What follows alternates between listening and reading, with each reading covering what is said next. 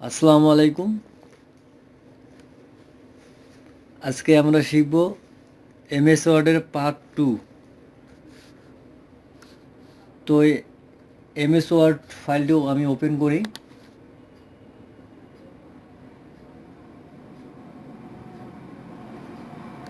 Open করার পর এখানে একটা আমি সেন্টেন্স লিখব, একটা সেন্টেন্স লিখি।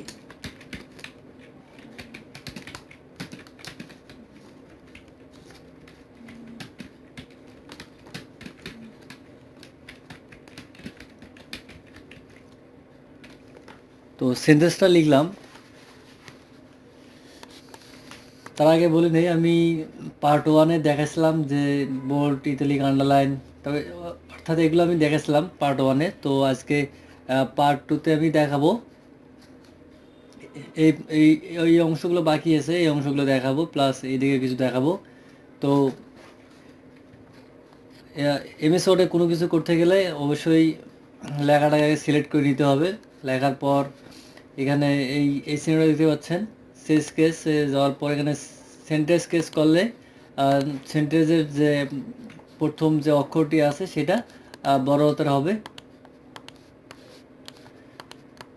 তো আবারও লেখাটি সিলেক্ট করলাম, করার পর আমি এখানে যে লোয়ার কেস করলে সবগুলা ছোটো বর্ণের হবে, সবগুলো ছোটো বর্ণের হয়ে গেছে। তো আপনারা কি এখানে দেখতে পাচ্ছেন যে এখানে একটা লাল দাগ দেখাচ্ছে, এখানে এই যে লাল দাগ। তো লাল দাগ দেখার কারণ হলো বানান যদি মিস্টেক থাকে বা গ্রামেটিক্যাল যদি ভুল থাকে তাহলে লাল দাগটা এখানে শো করবে। তো এখানে মাউসের রাইট বাটন চেপে তারপর এখানে ক্লিক করলেও সঠিকটা হবে। তো যাই হোক, আমি আবারও লেখা সেন্টেন্সটি সিলেক্ট করলাম। করার পর এখানে আবার গেলাম যে আপার কেস, এটা এখানে ক্লিক করলে হবে কি সবগুলা বড় হাতের হবে, ক্যাপিটাল লেটার্স হবে। তো আপনারা দেখতে পাচ্ছেন যে আমি সবগুলা বড় হাতের হয়ে গেছে। যদি আমি আবারও সিলেক্ট করি লেখাগুলোকে, এখানে এখানে কার্সারটা রেখে তারপর মাউস ট্র্যাক করে ডান দিকে নিয়ে আসলে এটা সিলেক্ট হয়ে যাবে। তারপর আমি এখানে আবারও ওই যে ক্যাপিটালাইজ ইস ওয়ার্ড, অর্থাৎ প্রত্যেকটা ওয়ার্ডের প্রথম যে অক্ষরটা বা লেটারটা আছে সেটা বড় হাতের হবে। এই যে Dhaka is a big city in our হবে, এখানে এটা ভুল হয়ে গেছে, এখানে আওয়ার হবে। তো আওয়ার কান্ট্রি, তো প্রত্যেকটা কী হবে, বড় হাতের হবে। আমি যদি আবারও সিলেক্ট করি সবগুলা করার পর এখন ডান দিকে টোগল কেস, অর্থাৎ তাহলে এখানে সেন্টেন্সের যে প্রথম অক্ষরটি সেটা ছোটো হাতের হবে এবং পরেরগুলা বড় হাতের হবে। তো এটা বেশি একটা কাজে লাগে না। তো এখানে প্রথম যে চারটা আপনি দেখতে পাচ্ছেন, sentence case, lower case, upper case, তারপর ক্যাপিটালাইজ ইস ওয়ার্ড, এই চারটা আর কি বেশি ইউজ হয়। তো আমি এখানে ক্লিক করলাম সেন্টার কেস করার পর এখন এই সেন্টেন্সটাকে যদি আমি কালার দিতে চাই তাহলে এখানে ক্লিক করতে হবে, ক্লিক টেক্সট হাইলাইট কালার হবে, এটা ক্লিক করলে সম্পূর্ণ টেক্সটটাই হবে, অর্থাৎ যে লাইনটা আছে লাইনটাই হবে এখানে। তো নো কালার করলে আর হবে না।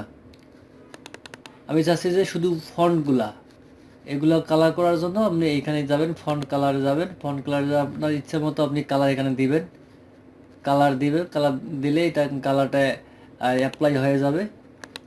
তো মোটামুটি এই ছিল এখানে আর কি কাজ।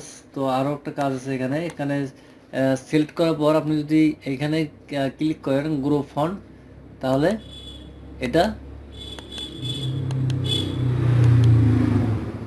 2, 4, 6 এভাবে বাড়বে এবং এভাবে কমবে। আচ্ছা, এটাতে তেমন এখানে ক্লিয়ার করলে আপনার আগের যে ফরম্যাটটা আছে সেই ফরম্যাটে চলে যাবে। তো আমি আবার চাচ্ছি যে এখানে আপনারা এখানে দেখতে পাচ্ছেন যে এইদিকে একটা মাইনাস চিহ্ন আছে, জুম আউট, এখানে ক্লিক করলে পেজটা ছোটো হবে এবং উপরে যদি এইখানে যদি ক্লিক করেন জুম ইন, অর্থাৎ প্লাস চিহ্ন যদি ক্লিক করেন তাহলে পেজটা বড় হবে।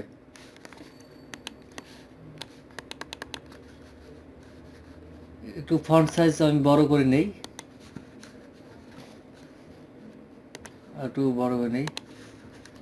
আচ্ছা, এটা আমি নিলাম। এখন এই লেখাটাকে আমি চাচ্ছি যে নিচের লাইনেও নিয়ে যাব। তো কীভাবে করবেন, এই লাইনটা শুধু কপি করবেন, কন্ট্রোল সিতে কপি, অথবা এখানে দেওয়া আছে সিতে কপি করার পর স্থান নির্বাচন করে পেস্ট করে দেবেন, কন্ট্রোল ভিতে পেস্ট, অর্থাৎ প্রতিস্থাপন করে দেবেন। এটা এইখানে কন্ট্রোল ভি করলেও হবে, অথবা এখানে পেস্টে গিয়ে পেস্ট করলেও হবে। এখন আপনি যদি এখানে বারবার পেস্ট করেন তাহলে এটা অটোমেটিক পেস্ট হতে থাকবে। আচ্ছা, ধরে নেন এটা আমাদের প্যারাগ্রাফ। এখন আমি চাচ্ছি যে এটা এখানে হেডলাইন দেবো, ধরেন যে ঢাকা যদি লিখি। আচ্ছা, ঢাকা লিখলাম। লেখার পর এখানে যদি আমি ক্লিক করি তাহলে সেন্টার, এটা লেফটে আছে, এটা সেন্টার করলে কী হবে, এটা মাঝখানে হবে। যদি এটা প্যারাগ্রাফ আকারে নিয়ে আসি তাহলে এখানে এর সামনে কার্সারটা রেখে কিবোর্ড থেকে ব্যাক স্পেস চাপ দিতে হবে। চাপ দিলে প্যারাগ্রাফের মতন প্যারাগ্রাফ হয়ে যাবে। আচ্ছা, তো এটি মনে করেন এটা একটা প্যারাগ্রাফ। তো এটা হচ্ছে হেডলাইন। এখন এটা যদি আমি ডান দিকে নিতে চাই তাহলে আমার এখানে কি করতে হবে, রাইট অ্যালাইন ক্লিক করতে হবে। চাচ্ছি যে এটা মাঝখানে রাখবো, তাহলে সেন্টার এখানে ক্লিক করবেন, অথবা কিবোর্ড থেকে কন্ট্রোল ই করলে এটা মাঝখানে থাকবে। তো আপনারা দেখতে পাচ্ছেন যে লেখাগুলা এইদিকে দেখেন, লক্ষ্য করে দেখেন যে একটু কম বেশি হয়ে গেছে। তো এটা সবগুলা সমানভাবে করার জন্য সবগুলা লেখা সিলেক্ট করে নেবেন। নেওয়ার পরে এখানে একদম শেষেরটা জাস্টিফাই, অর্থাৎ কিবোর্ড থেকে যদি আপনি কন্ট্রোল যে চাপ দেন তাহলে জাস্টিফাই হবে, অথবা এখানে মাউস দিয়ে ক্লিক করলেও হবে। তো আমি ক্লিক করলাম, আপনারা দেখেন যে একদম সমান হয়ে গেছে। এখানে যদি আমি একটা ব্যাকেসের চাপ দিই, আবার এখানে যদি একটা ব্যাকেসের চাপ দিই, তাহলে এগুলা একদম সমান হয়ে গেছে। এখন কথা হলো যে এখানে যে আমি দেখতে পাচ্ছি বুলেট, আসলে বুলেট যে কোন কোন কাজে লাগে, আমরা যখন একটা প্যারাগ্রাফ লিখবো বা একটা লাইন লিখবো তার সামনে বুলেট দেওয়ার জন্য এখানে এটা ইউজ করা হয়। তো আপনারা কীভাবে ইউজ করেন, ধরুন এখানে কাজটা রাখলাম, রাখার পর এখানে ক্লিক করে অ্যারোতে ক্লিক করে এখানে বিভিন্ন আইটেম আছে। তো যে কোনো একটাতে যদি আপনি ক্লিক করেন তাহলে এটা এখানে শো হবে। এখন আপনি যদি মনে করেন যে না আমার এটা প্রয়োজন নেই, তাহলে এটা এখানে ক্লিক করে আবার এখানে গিয়ে নান করে দিবেন, তাহলে আর এটি হবে না। অনুরূপভাবে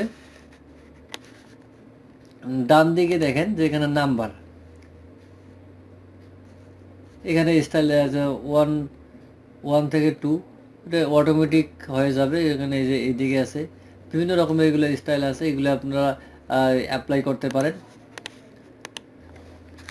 এখন আমি এখানে 1 আছে, এখন 2 নিয়ে আসবো কীভাবে, কিবোর্ড থেকে জাস্ট ইন্টার চাপ দেবেন, তারপর এখানে লেখা শুরু করে দেবেন, এইভাবে লেখা শুরু করে দেবেন। তো কন্ট্রোল জেড চাপ দিলে এটা আনডু হয়ে যাবে। আমি আবার চাচ্ছি যে এটা হবে না, তাহলে এখানে ক্লিক করে ওয়ালে ক্লিক করে এখানে যে নান করলে আর এটা থাকবে না। অনুরূপভাবে এগুলো প্রায় একই। তো এটা হচ্ছে এর কাজটা দেখাই আমি। এই কাজটা হচ্ছে ডিক্রিজ ইনডেট, অর্থাৎ এদিকে নিয়ে ক্লিক করলে 0.5% করে ডান দিকে যাবে, এবং এদিকে ক্লিক করলে 0.5% করে বাম দিকে যাবে। তো এখানে রাখলাম আমি। আচ্ছা, তারপর এখানে আর দেখতেছেন এটা তো দেখাইলাম। আচ্ছা, তারপর দেখাচ্ছে এইটা দেখাবো আমি এখন লাইন স্পেসিং। অর্থাৎ লাইন স্পেসিংটা কি, যেমন এখানে Dhaka is a big city, এটা এখান থেকে এই পর্যন্ত যে মাঝখানে যে আপনারা দেখতে পাচ্ছেন দূরত্বটা, এটাকে বলা হচ্ছে লাইন স্পেসিং। এটাকে বাড়াও যায় এবং কমাও যায়। তো আমি সবসময় এটা করবেন, লেখার পর আগে রিমুভ স্পেস আফটার প্যারাগ্রাফ, এটা ক্লিক করলে হবে কি যে নিচের যে অংশটুকু এটা চলে যাবে। তারপর আবারও লেখাটি সিলেক্ট করলাম, করার পরে এখানে আপনার ইচ্ছে অনুযায়ী দিবেন, প্রয়োজন মতো দিবেন আর কি, কোন যেটা ভালো লাগে সেটা দিবেন। এই যে বেড়ে গেছে। যদি আমি 2.5 দিই আরও বাড়বে। আপনার এইভাবে যেটা প্রয়োজন মতে হয়, আপনার যেটা প্রয়োজন মনে হয় সেটা আপনি প্রয়োজন মাফিক আর কি করে নেবেন। তারপর দেখাচ্ছি যে এটা আছে থিম কালার। আপনি যদি এই সেন্টেন্সের যে কোথাও যদি কার্সারটা রাখেন, রেখে যদি এখানে এসে ক্লিক করেন, তাহলে আপনি যতটুকু লেখা লিখছেন ততটুকুই কী হবে, কালার হবে। আবার যদি নান করতে চান তাহলে এখানে আপনি গিয়ে নো কালার করে দেবেন, তাহলে আর কোনো কালার থাকবে না। এই ছিল এর কাজ। আবার এদিকে মোডস কালারসও আছে এখানে, তারপর কাস্টম কালার, একাধিক কালার আছে আর কি। আপনি যে কোনো একটি কালার সিলেক্ট করে দিতে পারেন। তারপর এখানে দেখাচ্ছি, এখানে বটম বর্ডার। এই ঢাকায় যদি আমি কার্সারটা রাখি, রাখার পর যদি আমি এখানে টপ বর্ডার করি, তাহলে কি হবে, উপরে যে ঢাকা অংশটা আছে এটা কি হলো, বর্ডার হলো। কিন্তু ঢাকার উপরে যে Dhaka is a big city in our country, সেন্টেন্সটা উপরে বর্ডার হয়ে গেল। তো আমি যদি লেফট বর্ডার দেই তাহলে বাম দিকে বর্ডার হবে, বর্ডার হয়ে যাবে, অর্থাৎ যতটুকু লেখা থাকবে ততটুকুর মধ্যে বর্ডার হবে। এইভাবে রাইট বর্ডার, এখন রাইট এবং এখন ডান দিকে এখন চতুর্পাশে বর্ডার হইল। এখন যদি আমি এখানে নো বর্ডার করে দিই তাহলে আর কোনো বর্ডার এখানে থাকতেছে না। অনুরূপভাবে এখানে বর্ডার্স অ্যান্ড শেডিংয়ে যদি যাওয়ার পর আমি পেজ বর্ডার, এখানে যাওয়ার পর এখানে বিভিন্ন ধরনের স্টাইল আছে, যে কোনোটা দিলাম। তারপর কালারও আপনি দিতে পারেন, যে কোনো কালার বর্ডারের। ওকে করলাম। আপনি দেখতে পাচ্ছেন, একটু জুম ইন করে নেই। এইভাবে আপনি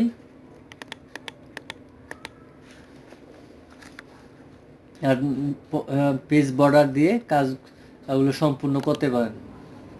এখন আপনি নান করতে চাইলে এখানে বর্ডার্স অ্যান্ড শেডিং দেওয়ার পর পেজ বর্ডার, তারপর এখানে নান করে দিলে আর হবে না। ওকে, হয়ে গেছে।